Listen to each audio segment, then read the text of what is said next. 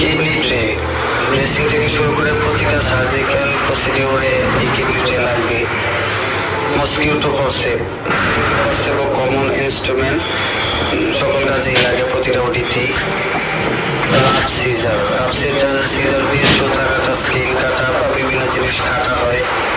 তারপর হচ্ছে sponge holding forcep দিয়ে অ্যান্টিসেপটিক সলিউশন ওবিসেপ দিয়ে আগে সার্জিক্যাল এরিয়াটা ক্লিন করা হয়। নিডল হোল্ডার দিয়ে স্টিচ দেওয়া হয়, মানে হচ্ছে কাটা অংশ সেলাই করা হয়। Needle holder common.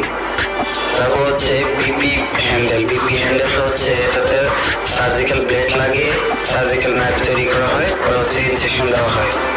সাকার নজেল দিয়ে সাকশন মেশিনের যে টিউবের মাথা লাগে সাকশন দেওয়া হয়। হচ্ছে ব্যাবকক মূলত হচ্ছে অ্যাপেন্ডিক্টমি অপারেশনে বেশি লাগে।